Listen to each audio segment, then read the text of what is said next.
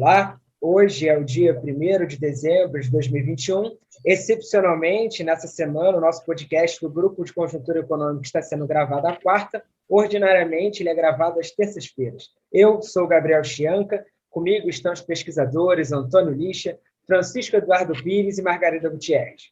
Enquanto aguardamos a divulgação amanhã dos dados sobre o PIB brasileiro, o Grupo de Conjuntura vai repercutir hoje uma notícia que tem causado algum alvoroço e até mesmo algumas reações precipitadas na mídia brasileira a respeito do mercado de trabalho. O mercado de trabalho vem sendo um guia importante nas projeções, nas análises aqui do grupo, e nós tivemos hoje dados do CAGED que foram lançados, os dados fora de prazo, que é algo rotineiro no andamento do CAGED, na própria metodologia do sistema, e também tivemos uma revisão dos dados da PNAD contínua. O Grupo de Conjuntura traz esses dados e ajuda a proporcionar uma análise mais embasada sobre um pouco do que a gente tem ouvido. Primeiramente, queria convidar o professor Francisco Eduardo Pires. Obrigado, Gabriel. Olá, pessoal. Amanhã é dia de notícias pouco animadoras, né, se confirmarem as previsões que estão sendo feitas sobre o PIB, previsões de um crescimento próximo a zero, uma coisa assim. Mas hoje, então, podemos comemorar as notícias de ontem, que são muito boas, né? Na verdade, sobre o mercado de trabalho. Na verdade, esse é um ponto que chama a atenção dos analistas, né?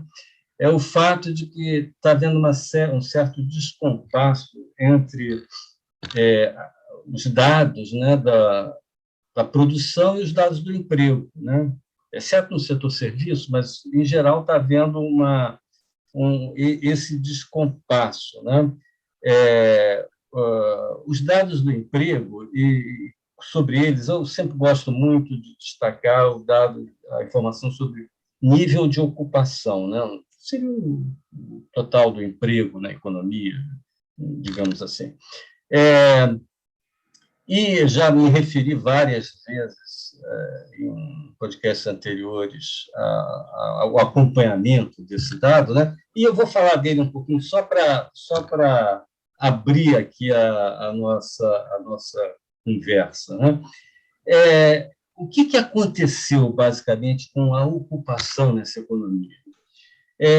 Quando veio a pandemia, o nível de ocupação, o número de pessoas ocupadas despencou, ou seja, muita gente perdeu o emprego. No pior momento, que foi no meio do ano passado, nós chegamos a observar uma perda de 12 milhões de empregos nessa economia. 12 milhões. Isso aí eu faço sempre comparando com igual período de 2019, que foi o período pré-pandemia, né? E também a gente faz isso, também é uma forma de eliminar o problema da sazonalidade, né? Então, no pior momento, a gente chegou a perder 12 milhões de ocupações. E depois isso foi recuperando.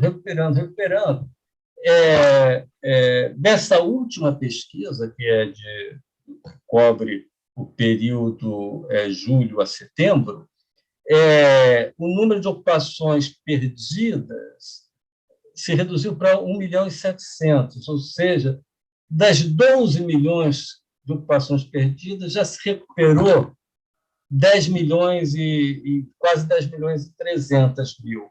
Então, houve uma recuperação do mercado de trabalho muito mais forte do que se imaginava, né? Muita gente imaginava que ia levar ainda vários anos até você voltar à situação pré-pandemia. E, pelo visto, esse ano a gente normaliza. Isso, aliás, bate muito com a análise que nós sempre fizemos aqui, que nós sempre analisamos como o fator principal determinante da crise, o fator sanitário, o fator da crise da pandemia, da Covid-19. E sempre achamos que, na hora que essa crise fosse controlada pela vacinação, obviamente, né, essas atividades voltariam, né? E aí depois a gente entra num outro mundo onde os outros fatores passam a ser mais relevantes para influenciar o crescimento, né? Os fatores que a gente analisa normalmente quando trata da conjuntura, né? Os fatores que afetam o investimento, que afetam as decisões empresariais em geral, etc., etc. Mas nós ainda estávamos, até recentemente, sob esse signo, né, da crise sanitária. E, uma vez que ela foi eliminada, a economia voltou. Houve um efeito mola, aí, um retorno, que foi muito importante. Né? Agora, existe aqui esse descompasso com os dados da produção, que é uma coisa que nós vamos precisar fazer ainda com calma. E eu espero que até o final do ano, quando a gente faça o nosso balanço de 2021, a gente já tenha um pouquinho mais de indícios, de evidências sobre isso, para comentar aqui com vocês. Mas só para dar um exemplo, a indústria é um setor que ela cresceu até o início desse ano, até janeiro, e depois ela começou a entrar em declínio, começou a ter uma sequência de taxas de crescimento negativo, e hoje está com um nível de produção abaixo do ano passado. No entanto, quando a gente olha o emprego na indústria, a gente vê que o emprego na indústria cresceu pela PNAD, né? Estou dando dados da PNAD. Claro que aí é diferente, que é uma pesquisa domiciliar, etc., no emprego feito, enquanto que a PIN, a pesquisa mensal da indústria, é uma pesquisa feita com as empresas, né? Mas aqui é outra ótica, tudo bem. Mas chama a atenção o fato de que o emprego na indústria cresceu em relação ao final do ano passado quase 8%. Né? Como a gente sabe que ninguém contrata se não for produzir, a gente tem que entender isso. Pode ser até uma questão de produtividade, né? Pode ser que quem contratou tem baixa produtividade, quem demitiu tem alta produtividade, e aí tem um efeito estrutural, mas a gente precisa entender esse descompasso. Pode ser até uma visão otimista, por exemplo. Pode ser, bom, primeiro então, você contrata e depois produz, por exemplo. Mas só que aí o tempo que já se passou aí já dava para ter tido esse efeito. Enfim, fica aqui a promessa de tratar com mais detalhe esse tipo de desafio à interpretação aí do comportamento da economia para um próximo podcast de balanço do ano. Eu passo aqui, então, a palavra para os meus colegas, que têm muito mais números aí sobre o que se passou aí com o emprego, conforme divulgado ontem pela PNAD e pelo CAGED. Bom, então eu vou dar continuidade aí aos números que o Francisco Eduardo está trazendo, ainda falando sobre a pesquisa da PNAD, né? Então, na verdade, a pesquisa mostra um mercado de trabalho muito em recuperação. Então, alguns dados importantes, né? A taxa de desemprego caiu de 13,1 para 12,6, de agosto para setembro. Só que essa queda da taxa de desemprego ela está ocorrendo com o aumento da taxa de participação, que é o indicador PEA sobre PIA. Então, na verdade, essa queda da taxa de desemprego é uma queda muito importante, porque ela não está sendo provocada por uma redução da PEA frente à PIA. Pelo contrário, a gente está tendo um aumento das pessoas voltando para o mercado de trabalho, né, que compõe a PEA, a força de trabalho está na PEA, e esse aumento da taxa de participação, ele está vindo junto com uma queda da taxa de desemprego. Então, isso é um dado muito interessante, muito importante.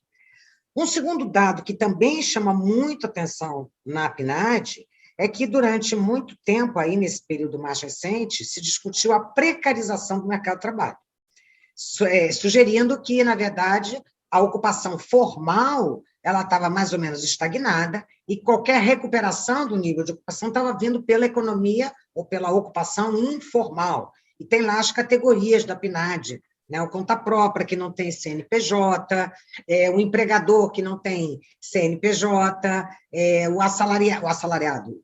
Quem trabalha numa empresa recebe um salário, mas não tem contrato de carteira, tem lá as categorias. E o dado que foi informado ontem pela PNAD, que sofreu uma revisão, né? A PNAD de ontem tem uma revisão para trás da série, mostra que o número de ocupados formais já eram 55,3 milhões de pessoas contra 53,6 no segundo trimestre deste ano, pelo dado da PNAD também.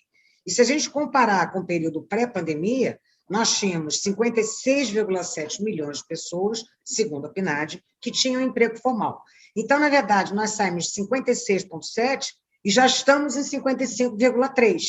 E esse dado já é um dado também que está para trás, porque, na verdade, ele está centrado no mês de agosto. Foi publicado relativo ao mês de setembro, mas os dados da PNAD são dados todos médias móveis trimestrais. Então, de lá para cá, certamente a gente teve uma recuperação dessa ocupação formal. Então, isso é um dado muito importante e que está fazendo a PNAD convergir para os dados que o CAGED, que já vou falar dessa pesquisa, também estão sinalizando.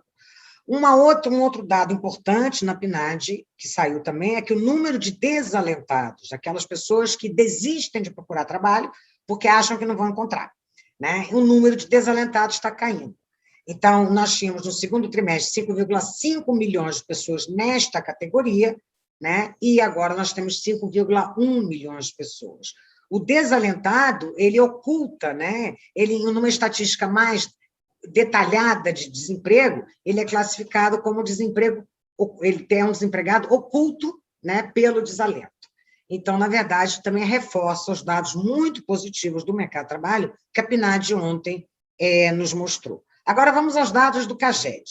A imprensa e as pessoas falaram muito sobre essa revisão dos dados do CAGED do ano passado, que mostra, ao invés de uma recuperação líquida de empregos formais, uma queda de 190 mil empregos formais. Ok, a pandemia foi um tal choque na economia, o PIB brasileiro caiu 4,1%, o PIB mundial 3,1%, e, com exceção da China, todos os países tiveram quedas expressivas nos seus PIBs, né? Então, e inclusive o CAGED, ele admite que é uma pesquisa censitária, como a gente já tratou aqui no podcast, todas as empresas são obrigadas a registrar admissões e demissões de trabalho formal, mas elas têm um período onde elas podem fazer ajustes.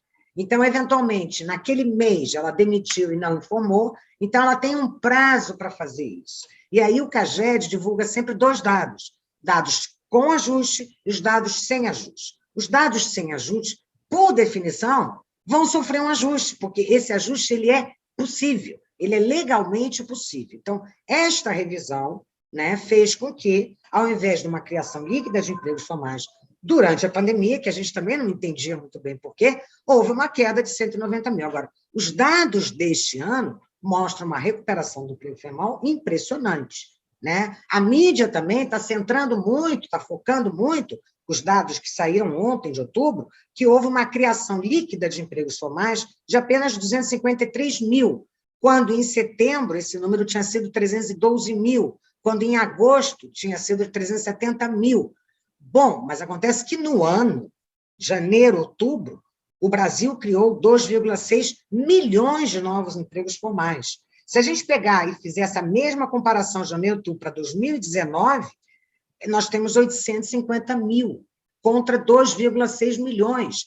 Então, a força aí do mercado de trabalho, que esses números mostram, é impressionante, né? Então, voltando, essas duas pesquisas estão conversando mais, a PNAD, com essa revisão para trás da série, e os dados do CAGED estão mais próximos, as duas já apontam uma recuperação importante do emprego formal, e os dados do mercado de trabalho, como a gente está vendo aqui, todos eles sinalizam uma recuperação muito importante, né? E isso é muito importante para as pessoas.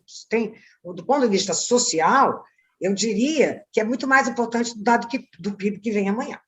Por quê? Porque você está falando de empregos, você está falando de subsistência, você está falando de sobrevivência dos seres humanos, né? Condições de vida. Então, esses dados são dados muito alentadores. Margarida, assim que em termos de bem-estar, o teu ponto não me parece, comparto esse teu ponto de que os indicadores do mercado de trabalho dão uma sensação mais clara de qual é o bem-estar social, não, não qual é o clima social, não? E um pouco o que o Francisco Eduardo vocês colocaram, não, que o nível de emprego, o nível de ocupação está praticamente similar ao que a gente tinha no período pré-pandemia, tá? Que não é uma coisa tão generalizada assim no mundo, mostra um pouco como é que o nosso desempenho não foi tão ruim se comparado com o dos outros países. Um ponto que a gente não tocou ainda é sobre o rendimento médio real das pessoas, não? Ele tem caído, não? O ano passado estava num patamar um pouco mais elevado do que a gente tem hoje. Mas aí devemos considerar que existem vários efeitos que deveriam ser analisados, não? Especialmente alguns problemas de composição. Como o Francisco Eduardo destacou, o ano passado 12 milhões de pessoas perderam o emprego, que agora já praticamente recuperaram. Só que as pessoas que perderam o emprego foram mandadas embora, devem ter tido um salário maior que o salário das pessoas que estão sendo agora contratadas. E isso reduz o rendimento médio, não? Ainda que o número seja o mesmo, tá? Mas isso faz parte da própria dinâmica do mercado de trabalho, tá? Ou seja, as pessoas que estão sendo contratadas novamente, depois de uma recessão profunda, como a gente teve no ano passado, vão ter um salário inferior que aquele que perdeu um emprego anteriormente, tá? O outro ponto, o Francisco Eduardo já colocou em outras oportunidades, a elevada inflação tem também reduzido esse rendimento médio, tá? Então, deixando de lado essa qualificação, o ponto da Margarida é que o mercado de trabalho, se normalizando em relação ao que a gente tinha pré-pandemia, é um bom indicador um pouco de certo bem-estar social, tá? Gabriel, alguma coisa que você gostaria de acrescentar? Eu acho que vale uma ressalva importante, que a gente está fazendo uma análise em perspectiva, num cenário de pandemia, num cenário onde o mercado de trabalho foi muito impactado, e, nesse sentido, é muito positivo que estejamos nos aproximando dos números pré-pandemia. Mas isso não significa necessariamente que os números pré-pandemia fossem números de uma economia pujante, de um mercado de trabalho que empregasse um grande número de pessoas, mas que, dentro desse panorama de uma pandemia, é louvável que estejamos nos aproximando novamente desses indicadores. E, por fim, eu acho que um ponto interessante também para considerarmos nas perspectivas para o futuro é um alerta que vem da Europa, o aumento do número de casos do Covid-19 na Europa, o anúncio de uma nova variante, a possibilidade de uma quarta onda, que ainda não apresenta dados tão preocupantes no Brasil, mas já indica uma sinalização para o futuro que nós devemos, ao menos, levar em consideração. Como que nós podemos interpretar esses anúncios, esses alertas? Bom, Gabriel, acho que você colocou muito bem 2 pontos, né? O primeiro é o seguinte: agora a gente vai ter que lidar com os velhos problemas. Os novos problemas surgidos com a pandemia foi esse desastre do emprego. Aí, na medida que a gente volte ao que estava antes, aí vamos agora nos defrontar com um velho problema. O desemprego já era alto antes. A gente já tem um problema de crescimento crônico no país que temos que resolver. Ótimo, vamos voltar agora aos velhos problemas. Quanto a essa variante Ômicron, né, eu vou ser um pouco menos pessimista do que os mercados foram, né? Houve esse pânico nos mercados em geral, e eu vou ser um pouco menos pessimista pela seguinte razão, e aí não estou falando do Brasil especificamente, não. Pela seguinte razão: ainda que venha uma nova onda, né, de contaminações, né, essa variante ela é muito mais contagiosa, já se sabe, mas não se sabe também se ela vai conseguir furar o bloqueio da vacina, se ela vai ser mais letal ou não, isso é totalmente desconhecido. Mas, ainda que tenha uma nova onda de contaminações, né, de infecções, de novos casos, ainda que isso venha, e é provável que venha alguma, né, eu queria lembrar a diferença que foi entre a primeira e a segunda onda da Covid, aqui no Brasil e no mundo, em geral. A primeira onda foi devastadora para a economia. O PIB, no segundo trimestre de 2020, caiu em torno de 10% no mundo inteiro. Alguns países foi a menos 20%, tal, mas foram quedas violentas do PIB. Quando veio a segunda onda, o efeito foi muito menor. Quer dizer, alguns países ficaram com crescimento zero no trimestre da segunda onda, alguns tiveram um pequeno crescimento. Então, as economias sentiram que houve medidas restritivas, etc., mas nada minimamente comparável ao que foi a primeira onda. Então, quer dizer, há um aprendizado de como lidar com isso, né? As próprias medidas são medidas muito mais eficientes em termos de reduzir os impactos sobre a economia, sobre a vida das pessoas. Então, eu imagino, sim, que com uma nova onda, que é ruim em termos sanitários, de saúde, etc., óbvio, mas eu acho que o impacto sobre a economia que deverá acontecer, a gente já está vendo alguns países impondo vários tipos de restrição, etc., mas o que eu imagino, pelo menos à luz das informações que nós temos hoje, é que pode haver uma desaceleração, mas nada que se assemelhe a uma nova recessão mundial. Acho muito difícil que isso aconteça. Tá? Claro que isso aí a gente vai ter que avaliar melhor à frente. Eu posso aqui estar sendo precipitado, mas é como eu vejo hoje, a partir do que já aconteceu aí nas ondas anteriores da pandemia. Alguém mais? Se não há mais nenhum comentário... Eu tinha uma questão a colocar assim, porque a gente olhando os dados a nível mundial, né? Os dados do PIB do terceiro trimestre, os nossos vão ser divulgados amanhã, mas os dados do terceiro trimestre dos PIBs, que já foram divulgados, mostram que só a economia americana já tem um nível de PIB superior ao pré-pandemia, que é dezembro de 2019. Então, na verdade, quer dizer, colocando aí o Brasil, situando o Brasil frente ao resto do mundo, a gente está mais ou menos aí dentro desse padrão, vamos dizer assim. Os dados de amanhã, que a gente espera, né, devem colocar esse nível de PIB, que a gente já conquistou pré-pandemia, a gente vai ficar mais ou menos em torno dele.